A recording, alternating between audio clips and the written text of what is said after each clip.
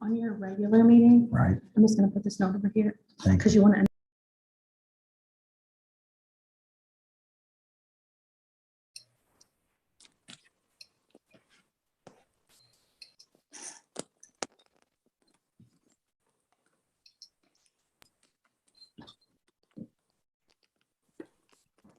I'm trying to figure out why I'm not showing up.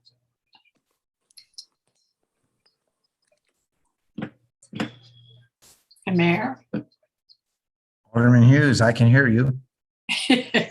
but you can't see me, and I'm trying to figure out why. Well, I wish you luck. You know, I'm not tech savvy. I've said that multiple times. There I am. Yes, we're good. I think we're good then. All right. I apologize that we have another work session. My plan was to eliminate these, but we've just had a lot going on recently. And I think we need to have a discussion relative to the budget. And so at this point, I would like to recognize our city administrator, Bob Shelton, to initiate this presentation. Mr. Shelton. Thank you, Mayor. Just to kind of get things kicked off, the earlier than usual work session we've scheduled to kind of just give some broad overview of some financials was a result of the retreat when the board had asked for more opportunity to look into budgeting and financial. As Joanne will review, and I think you all have heard before, there isn't a lot of discretionary spending in our budget. Majority of our expenses do go for public safety. About 58% of our budget is spent on public safety annually. And then also a large percentage, as you all are aware, is for personnel expenses, about 57%. So we do have once again, a robust capital plan. I know that Public Works has begun to review some capital expenses, as has Police Fire. The Parks and Trails Commission has been looking at some of these capital type projects, as well as, of course, Ways and Means will be looking at that. So there will be more opportunity. We're interested in your feedback. Again, this is just some broad overview and a chance to get any input we may have from the board. So with that, I'll go ahead and turn it over to Joanne. Good evening, everyone. I'm going to share my screen with you, see how successful I am at this.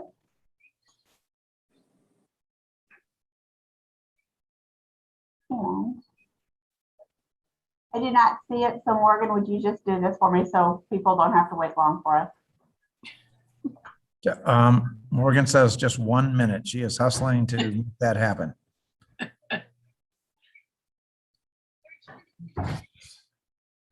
Technology. It's great, except when you need it. Yes.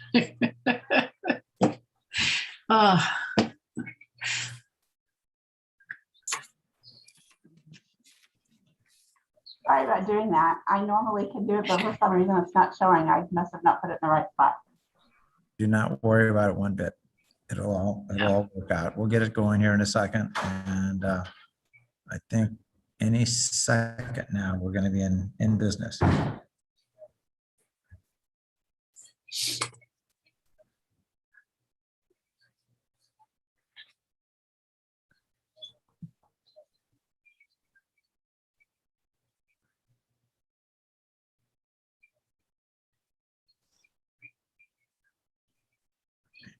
Right on the cusp. All right. There we go. Hey. All right. Thank you, Morgan. All right, Joanne, go ahead. She's good. Very good.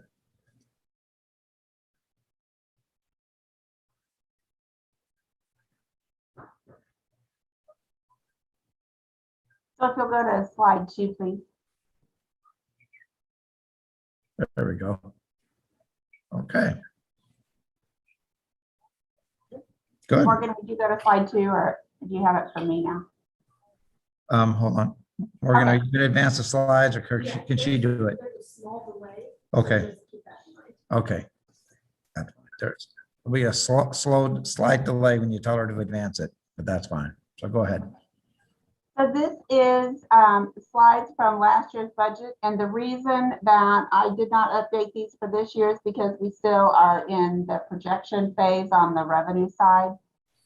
And I thought that revenues don't change that much, so this will give you a really good idea of typically where we are. So you can see on the right-hand side where sales tax, the yellow piece, is about 48% of our entire city budget, all funds. The next one is the license and permits, which is on the left-hand side, the $2.3 million. And then the third one would be the utility tax. You can see that we have a variety of sources of revenue, but again, the sales tax is the largest, and that's the one that impacted us pretty substantially because it's a volatile sales tax. It's very elastic. So when times are good, it can be very good. And when times are bad, like the pandemic, it's not so fabulous at that moment. Can you go to the next slide, please?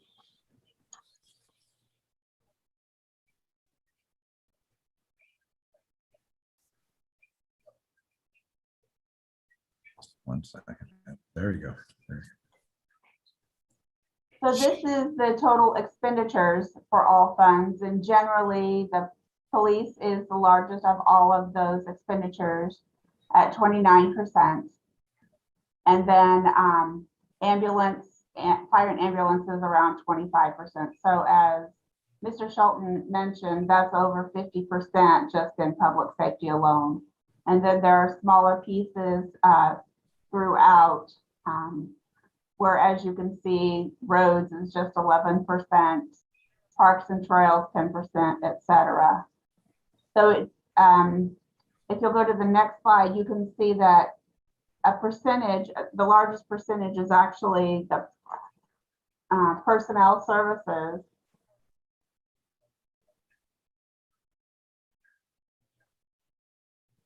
And then There we go.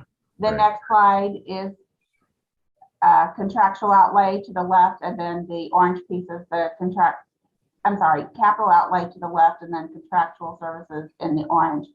So you can see that's over 86, almost 87% of the expenditures are in those three categories alone. As you know, we are a service provider, so we don't make a profit. And our goal then is to rely on our employees to provide the services to our residents. And in order to do that, then of course, we have to do, we have other items in order to do that. And then the small maintenance item, for example, we have the insurance piece. That insurance piece is not the personnel related insurance. That would be for the general and police liability, those types of insurances alone. The personnel services would include items like salaries and benefits, the pension, FICA, life, medical, and dental insurance. The contractual services is, of course, Joanne, we hold 1 second. We lost connection here for Okay. 1 second. Morgan's working feverishly to get it back, so just hold on for a second. Thank you.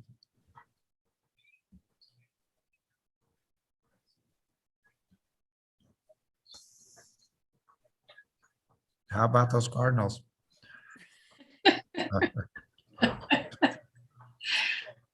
me get my husband in here. He can continue that conversation. We'll get this up shortly. Paul Goldschmidt and Adam Wainwright are representing the city very well. Yes, they are. Yes, they are. No, I can't see it, Morgan.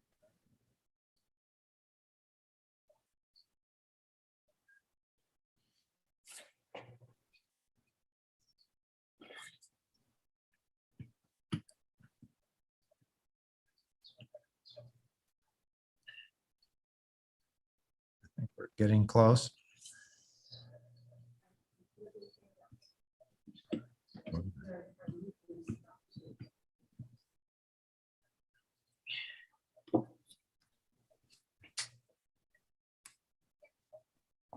So we apparently kicked off a YouTube, hopefully not permanently, but we will work feverishly to get this back up.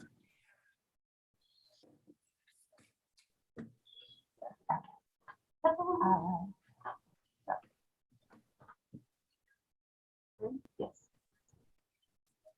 I sincerely apologize about that. Okay, Okay, don't worry. And Morgan is going to try her desktop, so we will just hang here for another minute or two. can you see it from mine? Right now, I do, I do see the circle graph of city of town and country expenditures by type all funds is what I'm seeing. Joanne, you're now in charge of the PowerPoint. Morgan, you don't have to show it anymore. Joanne's got it on her screen. Okay, well, good.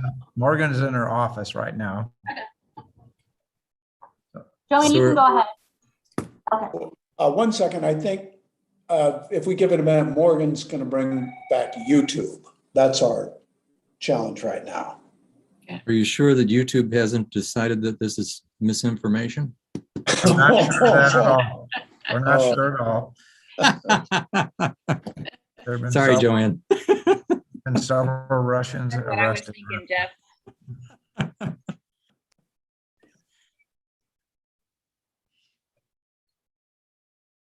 so do I need to wait for Morgan, Bob?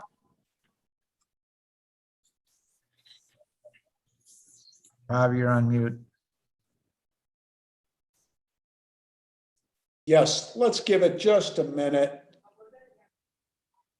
to see if we get the YouTube running live. Okay.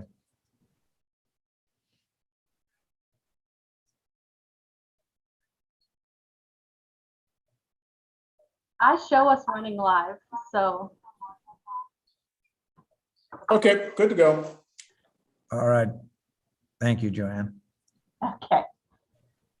So I presented this table up here so you can see the history since 2016 of our sales taxes. I wanted you to just see how the growth had modified or it had changed since that time. So you can see in 2016, then from 2017, it increased and so on and so forth. And then I am showing also my projections here all the way to 2022, in addition to the 2021 estimated. So you can see from this where the estimated is a bit lower than the 2020 actual, but the 2022 budget is much better. And I'm going to show you on the next slide what I mean by that. So you can see the percentage change. Well, first of all, the percentage of budget collected for 2021, for the retail sales tax, we believe it to be over 100%. Actually, for all of them, we believe we'll receive more in sales tax than what we budgeted for 2021. And then in 2022, on the right-hand side, I'm showing the percentage increases from the 2021 estimate to what I'm projecting it to be. And the whole belief is with the vaccinations, with recovery, with people getting out, retail is booming and things are doing much better now in 2021 than what they had been earlier this year and the latter part of 2020. So I still believe that the numbers I have here are conservative, and I will be modifying them as we continue going through the budget cycle. Joanne, do you think there's, when I look at these numbers, that the 2022 budget at 3.461 is still slightly below 219 actual at 3.508, that, and as you said, your numbers are conservative. I would think we might blow by that 3.5 million that we did in 2019. Obviously, we don't want to just make that projection, but I'm optimistic in that regard. You know, as the months progress, we're doing much better. And with the comparables, I'm trying to remember if this was something that was shared with the Board of Aldermen, or if this was something that was shared with the Ways and Means Commission, but there was some information where we had some tables showing that the city of Town and Country is doing much better on sales tax than some of our neighbors. Yeah, I don't think I've seen that. I'm glad to hear it. Yeah.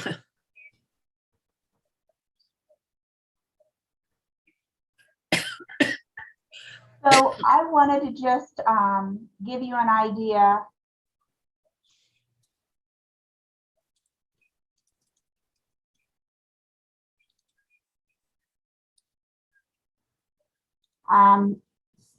Of $3 million. However, and I didn't put the numbers on here, but I wanted to give you an idea that we do not expect it to be down that far at all. As a matter of fact, based on projections and revenue and expenditures, it looks like we'll be closer to the 2.1, the negative 2.1, not 3 at all. Part of that, however, is due to the fact that the fund balance is higher than what we initially thought it would be last year when we had these numbers presented to you. So at this point, the general fund ending fund balance is a percentage of budget request using the numbers from 2021, and then the updated budget appropriated numbers is 66%. Now, this does not include the ARPA grant funds that we received, $1.12 million. So I have placed it here in this next slide, and we created a new fund called the ARPA fund, and you can see under revenue estimates, that's the amount of money that we received. You'll also recall this is only the first half of what we will receive from the federal government. Next year, we will receive that second half. Okay. Again, that percentage did not change because we're just talking about the general fund. We're not talking about the other funds. And so that's why it's 66%, even though we now have the ARPA funds in this spreadsheet. Okay. So ARPA stands for American Rescue Plan Act, and that is the 1.12 million that I just spoke about. There are 4 ways in which we can spend the money. We've talked about using it to for our revenue losses, and that's why I have it in blue, because the Treasury's interim final rule allows us broad interpretation of the rules regarding that. And we just have to show that we had a reduction in revenue, and then we can use it for various things that are governmental services.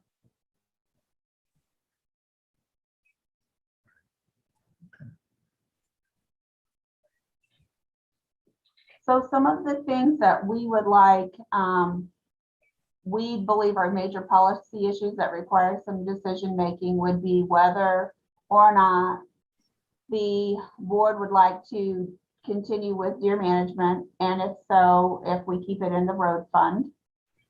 The second one is branch shipping, which is under development in the general fund. And then the third one is city beautification grants, which is in the road fund.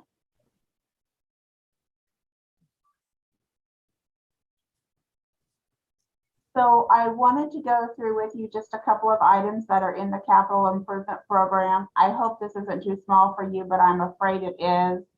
I realized kind of after the fact that I have these big screens here in my office, the big monitors, so I can see them pretty clearly.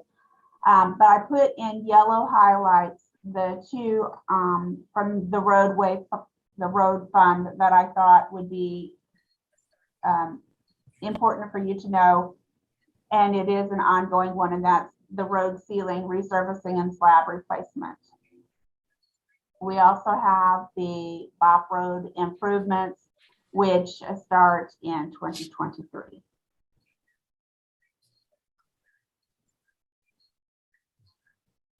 The next slide shows several items. It includes the Public Works Maintenance Facility, police department vehicles, conference room renovation here at the municipal center, the West County EMS capital for the contract, and then finally information technology system upgrades.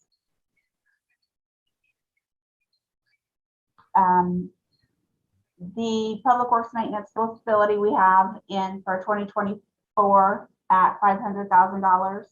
We will of course need to get a lot more information on that before we would propose anything like that to you, but right now we just put it as a placeholder in our CIP plan.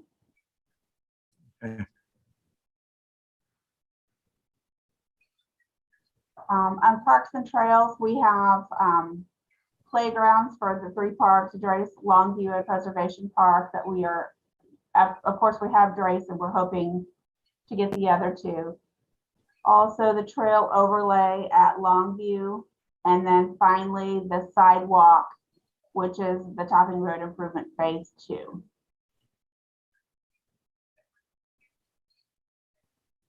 And then lastly is the stormwater project information. And then the final slide I have is just the pending schedule of our future meetings. To give you an idea of next steps. So on October 6th, we'll have the preliminary departmental budget review meetings.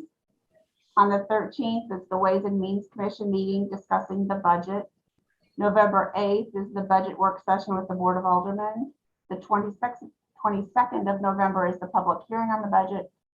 And then finally on December 13th, adoption of the 2022 budget by the Board of Aldermen. Are there any questions? Hey, I have one for the city attorney, Mr. Sluse. Relative to, and just in general terms, relative to when we receive money from the federal government, what are there, if any, potential downsides to taking federal funds in terms of a lot of times you don't get something for nothing, so to speak. And for this city, what potential, if any, ramifications that might be negative or positive do we have to think about when we take federal funds? When you refer to federal funds, you mean like grant funds for particular projects, or do you mean the? I mean the money we got from the American Relief Package. You know, I'm not really aware of too much. I think, you know, obviously there are Treasury guidelines and discussions about what that money can or can't be used for. I don't know if, and maybe Joan might know better, if there are too many, you know, what the strings attached to that money is. I know for private businesses, there were certainly some strings attached for the PPP money in terms of employee retention and things like that. I'm not aware of that being the case for governments. Thank you. I was just curious. You hear lots of rumors and things, and I wanted to just get your opinion on that. Thank you for that insight. And Mayor, if I may as well, I will certainly, you know, that's something I'll go away and double check. And if I do find there's anything, I'll bring it to your attention. Thank you. Thanks. Thank you, Mr. Sleuth. Anyone else have? First, I want to thank Joanne for the presentation, but obviously we've got time. So people who have questions to want to direct to myself or Joanne or Bob, feel free. And my problem is,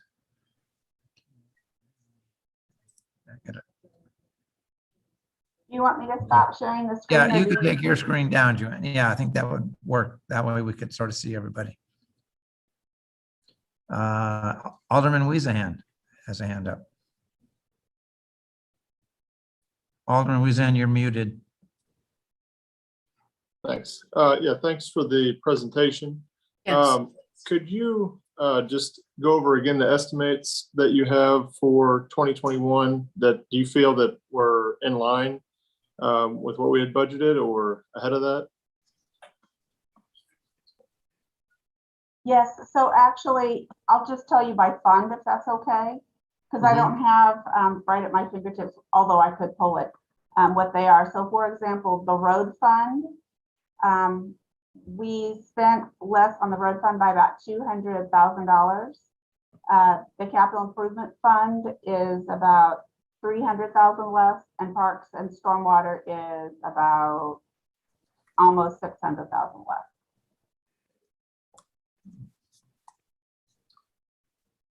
And how much of that that's less do you anticipate being deferred to next year?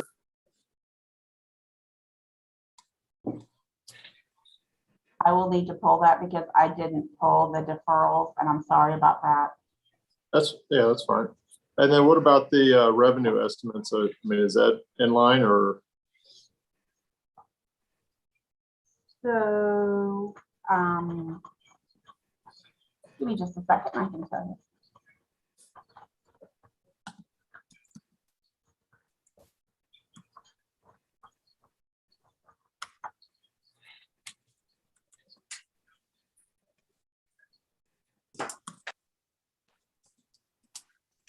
So for the general funds specifically, I have that it will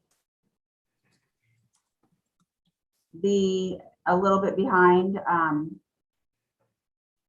for 2021, but 2022, Sorry. even in 2022, it's going to be behind other years for a little bit. While property tax, I'm sorry, not property tax, sales tax, I keep using the wrong one. While sales tax is doing great, there are certain other items where we're lagging behind just a little bit. So for example, we did well on liquor licenses, for example, but it's a little bit behind. So are our business licenses, our zoning permits are down, and so on and so forth. And even the gross receipts taxes were down because, as you recall, people were, our gross receipts taxes are based on commercial. And so if you're not having your employees go to work, then you're not needing the utilities there at the office. There are some that I don't have answers for yet. So for example, the road fund, that number comes from road and bridge tax, which I'm waiting to get from St. Louis County, but I don't know what that is yet. So I can't give that or others.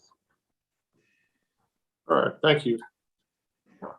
Alderman Allen. Thank you. Two questions, and thank you, Joanne. I appreciate all your hard work. So going off on Alderman Weezahan, for a lot of these directed funds, it's not use it or lose it. It does carry over. The amounts do carry over, or are any of them use it or lose it? You mean with regard to projects? I guess I don't understand your question. Well, often when you have something budgeted, or maybe sometimes, you have something committed, but if you don't use it within a period of, within that calendar year, then you start back from scratch the next year. My understanding is, and Mr. Shelton can correct me if I'm wrong, but I think that we would reappropriate certain things. So if it was a project that we didn't do in 2021 and we need to do it, we would come back to the Board of Aldermen for that. That's exactly correct. Yes, we do not just carry over funds. If you didn't spend it, you get to spend it next year. It either has to be reappropriated or rebudgeted. So Okay. I think what Alderman Weezahan is saying, for instance, if there was a trail project that didn't get done this year, we would defer it and have to rebudget or reappropriate. If it was under contract, we'd reappropriate. Okay. And But the funds do not just automatically carry over. Okay, thank you. And a second question, Mayor and Mr. Shelton. So am I wrong to think I remember that Wayfair tax passed in the state? Passed in the state, Mayor, if I may, thank you. Please. Passed in the state, but the cities have to put the use tax on the ballot, and most are going to be doing it. Most that don't have it will be doing it in April. It would become effective January of 2023. That will be a later discussion. We don't have the use tax now, right? You don't, we will need to determine if you want to put it on the ballot. Right. Okay, so that after we get the budget, it's 2022, and then we'll have that discussion. Correct. Thank you. Joanne. One thing that I neglected to mention when I was talking about revenues is that we did not yet budget for the gas tax increase. And also the census numbers will modify the sales tax numbers for those that are pooled. Yeah, I think our overall census is up from like 10,815 to 11,600, I think, something in those, along those lines, or roughly. Yep. And do we have any thought on the incremental increase we would get from the gas tax yet?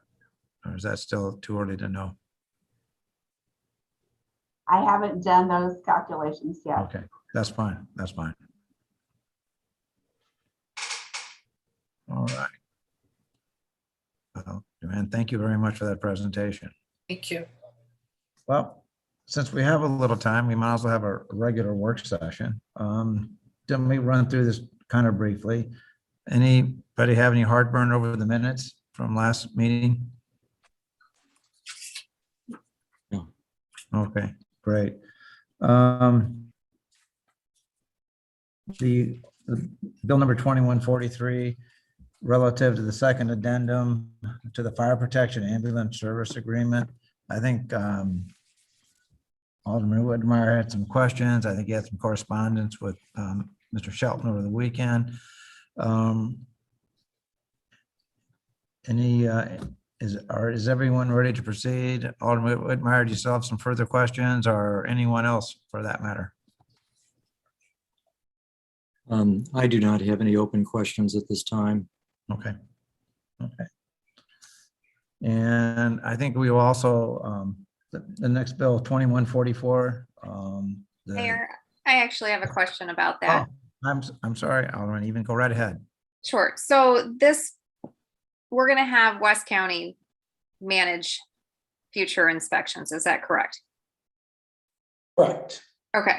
And, but the position that we're hiring for will be a dual role? So the position that we previously had was a fire marshal and code official, building Okay. inspector, who did commercial fire as well as residential fire. We will continue to do the residential fire. However, we will not do the commercial piece. That will free up that majority, the rest of that position, to do other building related duties, construction, project management, plan review, inspections of commercial and residential, and in addition to the residential fire, as well as assist with some public work. So more aligned with city responsibilities and city core competencies. And so what's the benefit to having them do the residential portion rather than having West County perform that? West County by state statute cannot do residential fire inspection. I think that was something the Home Builders Association had Okay. put into. All right. Thank you. Plus, I think it probably helps,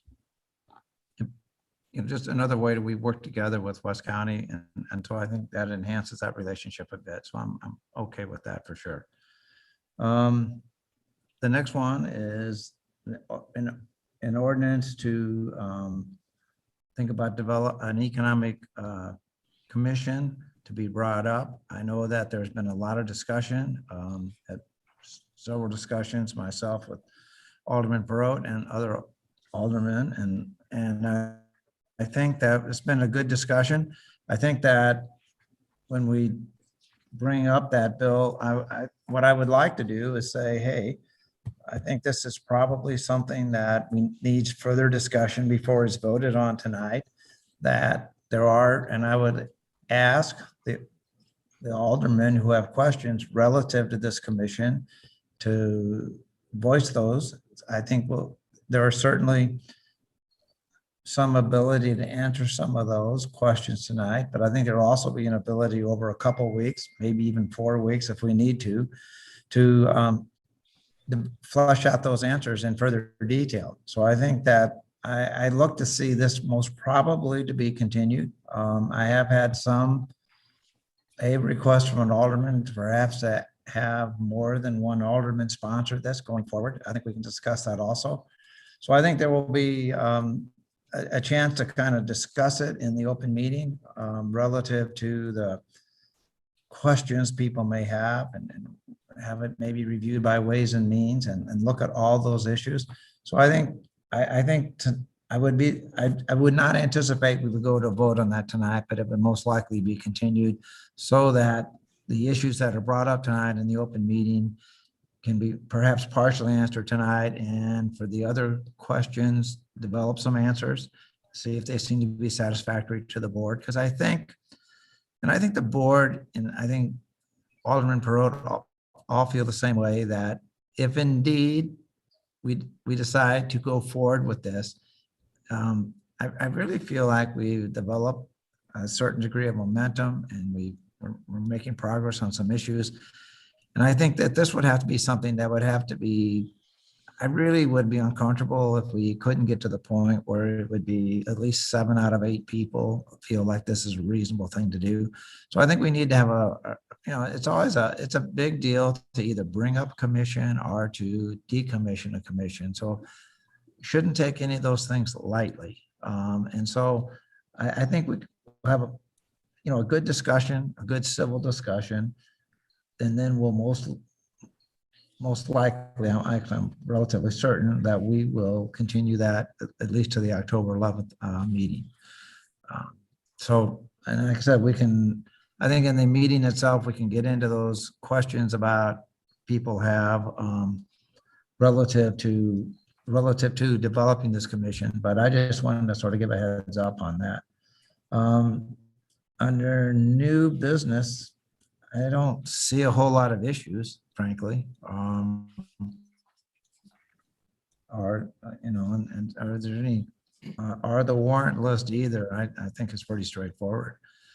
So I guess it's 20 to 7. So I guess what I would say, if people are good, we will reconvene at 7. Seeing one being opposed to that, I will see everyone at 7. Thank you. Thank you. Bye.